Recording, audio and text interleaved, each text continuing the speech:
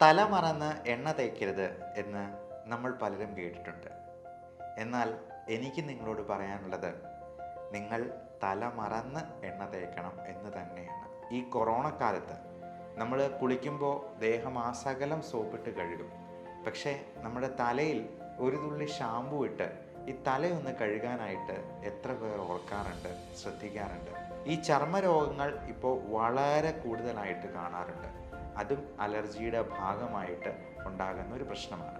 ഈ അലർജി ഉള്ളവർക്ക് വളരെ എഫക്റ്റീവ് ആയിട്ടുള്ള ട്രീറ്റ്മെൻറ്റ് നമുക്ക് മോഡേൺ മെഡിസിനിൽ കൊടുക്കാം. തല മറന്ന് എണ്ണ തേക്കരുത് എന്ന് നമ്മൾ പലരും കേട്ടിട്ടുണ്ട്. എന്നാൽ എനിക്ക് നിങ്ങളോട് പറയാനുള്ളത്, നിങ്ങൾ തല മറന്ന് എണ്ണ തേക്കണം എന്ന് തന്നെയാണ്. നമസ്കാരം, ഞാൻ doctor Bipin Jose, consultant pulmonologist and specialist in paediatric റെസ്പിറോളജി. തല മറന്ന് എണ്ണ തേക്കണം എന്ന് പറയാൻ പ്രധാനപ്പെട്ട കാരണം, ഞാൻ അലർജിയിൽ സ്പെഷ്യലൈസ് ചെയ്യുന്ന ഒരു ഡോക്ടറാണ് എന്നുള്ളത് കൊണ്ട് തന്നെയാണ്. നമുക്ക് പലർക്കും അറിയാവുന്നതുപോലെ തലയിൽ എണ്ണ തേച്ച് കഴിയുമ്പോൾ തല കൂടുതലായിട്ട് വിയർക്കാനും ENT റിലേറ്റഡ് ആയിട്ടുള്ള പ്രോബ്ലംസ്, പ്രത്യേകിച്ചും നമ്മുടെ ശ്വാസകോശ നാളികളിൽ കഫം ഉണ്ടാകാനും മൂക്കൊലിപ്പ്, തുമ്മൽ, അലർജി പ്രശ്നങ്ങൾ എല്ലാം കൂടുതലാകാനും നമ്മുടെ കുട്ടികളിൽ ഇത് വളരെ കൂടിയ പ്രശ്നങ്ങൾ ഉണ്ടാക്കാനും സാധ്യത ഏറുകയാണ് എന്ന് മനസ്സിലാക്കുക. എൻ്റെ അടുക്കൽ വരുന്ന അലർജി രോഗികളിൽ പലരിലും ഞാൻ കണ്ടിട്ടുള്ള ഒരു കാര്യമാണ്, തല നിറച്ച് എണ്ണ ഇങ്ങനെ മെഴുകിയിട്ടിരിക്കുകയാണ്. അത് കുറച്ച് നെറ്റിയിലേക്കും ചിലപ്പോൾ കഴുത്തേലും ഒക്കെ നിൽക്കും. ഈ തല മറന്ന് എണ്ണ തേക്കുക എന്ന് പറയുന്നത് കൊണ്ട് ഞാൻ ഉദ്ദേശിച്ചത്, തല ഒഴിച്ച് ബാക്കിയുള്ള ഭാഗങ്ങളിലെല്ലാം നല്ലപോലെ എണ്ണ പുരളണം എന്നുള്ളത് കൊണ്ട് തന്നെയാണ്. കാരണം തലമുടിയിൽ ഈ എണ്ണ കൂടുതൽ സമയം ഇരുന്നാൽ നമ്മുടെ തല ഒത്തിരി വിയർക്കാനും, അത് മാത്രമല്ല പല രീതിയിലുള്ള പൊടിപടലങ്ങൾ നമ്മുടെ തലയിൽ വന്ന് അടിയാനും, നമ്മൾ ശ്വസിക്കുന്ന വായുവിൽ ഈ അലർജൻസ് എല്ലാം ഉള്ളിലോട്ട് പോയി നമുക്കുള്ള അലർജികളും റെസ്പിറേറ്ററി ഇൻഫെക്ഷൻസും ഒക്കെ കൂടുതലാകാനും കാരണമാകും. പ്രത്യേകിച്ചും ഈ കൊറോണ കാലത്ത് നമ്മൾ കുളിക്കുമ്പോൾ ദേഹമാസകലം സോപ്പിട്ട് കഴുകും. പക്ഷേ നമ്മുടെ തലയിൽ ഒരു തുള്ളി ഷാമ്പു ഇട്ട് ഈ തലയൊന്ന് കഴുകാനായിട്ട് എത്ര പേർ ഓർക്കാറുണ്ട്, ശ്രദ്ധിക്കാറുണ്ട്? നമ്മൾ വിട്ടുപോകുന്ന മർമ്മപ്രധാനമായ സ്ഥാനമാണ് തലയും തലമുടിയുമൊക്കെ. അപ്പോൾ തലയിൽ എണ്ണ തേക്കുകയാണെങ്കിൽ കുളിക്കുന്നതിന് ഒരു അരമണിക്കൂർ മുൻപ് തേച്ച് പിടിപ്പിച്ചിട്ട് കുളിക്കുന്ന സമയത്ത് ഒരു തുള്ളി ഷാമ്പു ഇട്ട് അത് കഴുകിക്കളയുകയും കൂടെ ചെയ്യുക. ഇനി തല മറന്ന് എണ്ണ തേക്കുന്നതിനെ പറ്റി നമുക്ക് ചിന്തിക്കാം. തല മറന്ന് എണ്ണ തേക്കുമ്പോൾ തലയൊഴിച്ച് ബാക്കി എല്ലാ ഭാഗത്തും നമ്മൾ ഓയിലിൻ്റെ ഒരു നേർത്ത പാളി, ഒരു ചെറിയ കോട്ടിങ് നമ്മൾ കൊടുക്കുകയാണ് ചെയ്യുന്നത്. അത് നമ്മുടെ സ്കിന്നിൽ ആവശ്യമായ ഹൈഡ്രേഷൻ ഉണ്ടാകാനായിട്ട് കാരണമാകും. നമുക്കറിയാം, ഇപ്പോൾ പലപ്പോഴും സ്കിൻ ഡിസീസസിന് പ്രധാനപ്പെട്ട കാരണം ഈ ഡീഹൈഡ്രേഷൻ തന്നെയാണ്.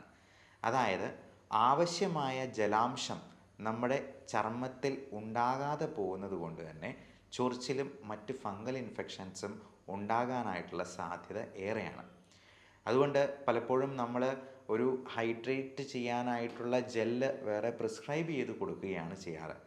അത് കുളിച്ചതിന് ശേഷം അല്പം നനവോടുകൂടി ഈ മോയ്സ്ചറൈസിങ് ജെല്ല് പുരട്ടാനായിട്ടാണ് നമ്മൾ പേഷ്യൻസിനടുത്തും പറഞ്ഞു കൊടുക്കാറുള്ളത്. അതോടൊപ്പം ധാരാളം വെള്ളം കുടിക്കാനും പറയും. ഒരു ദിവസം 3 ലിറ്ററെങ്കിലും വെള്ളം ആരോഗ്യമുള്ള ഒരാൾ കുടിക്കണമെന്നാണ് അർത്ഥം. കിഡ്നി രോഗികളിലും ഹൃദയത്തിൻ്റെ പമ്പിങ് കുറഞ്ഞിട്ടുള്ള രോഗികളിലും ലിവർ സിറോസിസ് പോലുള്ള പ്രശ്നങ്ങളുള്ളവരിലുമൊക്കെ ഈ അളവിന് കുറച്ച് റെസ്ട്രിക്ഷൻ ഉണ്ട്. 1.5 ലിറ്റർ അല്ലെങ്കിൽ 2 ലിറ്റർ എന്നൊക്കെ നിങ്ങളുടെ ഡോക്ടർ റെസ്ട്രിക്ഷൻ വെച്ചേക്കാം. കാരണം നമ്മൾ അതിൽ കൂടുതൽ വെള്ളം ഒരുമിച്ച് കുടിക്കുക മറ്റോ ചെയ്തെന്നാൽ നമ്മുടെ ശരീരത്തിൽ എല്ലായിടത്തും നീർക്കെട്ടുണ്ടാകാനും അതിൽ ഏറിയ പങ്കും നമ്മുടെ ശ്വാസകോശത്തിൽ അടിയാനും ഒക്കെ സാധ്യതയുണ്ട്. പൾമണറി എഡിമ എന്നാണ് നമ്മൾ പൾമണോളജിസ്റ്റ് അതിനെ വിശേഷിപ്പിക്കുക. അപ്പോൾ നമ്മൾ തല മറന്ന് എണ്ണ തേക്കുന്നത് വഴി ഈ അധിക വെള്ളം കുടിക്കാതെ തന്നെ നമ്മുടെ ചർമ്മം മോയ്സ്ചറൈസ് ചെയ്യാനായിട്ട് നമുക്ക് സാധിച്ചേക്കും. ഈ ചർമ്മരോഗങ്ങൾ ഇപ്പോൾ വളരെ കൂടുതലായിട്ട് കാണാറുണ്ട്. അതും അലർജിയുടെ ഭാഗമായിട്ട് ഉണ്ടാകുന്ന ഒരു പ്രശ്നമാണ്. ഈ അലർജി തന്നെ നമ്മുടെ ശ്വാസനാളികളെ ബാധിക്കാം. മൂക്കടപ്പ്, തുമ്മൽ, കണ്ണ് ചൊറിച്ചൽ പോലുള്ള പ്രശ്നങ്ങളായിട്ട് വരാം. കണ്ണിൽ ചൊറിച്ചിലുണ്ടാകുമ്പോൾ നമ്മൾ അതിനെ അലർജിക് കൺജങ്ക്റ്റിവൈറ്റിസ് എന്ന് വിളിക്കും. മൂക്കിൽ പ്രശ്നം ഉണ്ടാക്കുന്നതിനെ അലർജിക് റൈനൈറ്റിസ് എന്ന് പറയും. ഈ അലർജി ശ്വാസകോശത്തെ ബാധിക്കുമ്പോഴാണ് നമ്മൾ അതിനെ ബ്രോങ്കിയൽ ആസ്മ എന്ന് വിശേഷിപ്പിക്കുക. അപ്പോൾ ഇത് സ്കിന്നിൽ അലർജി ഉണ്ടാക്കാതിരിക്കാൻ വേണ്ടിയാണ് നമ്മൾ ആവശ്യമായ ഹൈഡ്രേഷന് ഉപകരിക്കുന്ന രീതിയിൽ തലമറന്ന് എണ്ണ തേക്കാനായിട്ട് പറഞ്ഞു കൊടുക്കാറുള്ളത്. അപ്പോൾ എല്ലാവരും ഈ പ്രധാനപ്പെട്ട വിവരം മറ്റുള്ളവരിലേക്ക് ഷെയർ ചെയ്ത് എത്തിക്കാനായിട്ട് ശ്രമിക്കുക.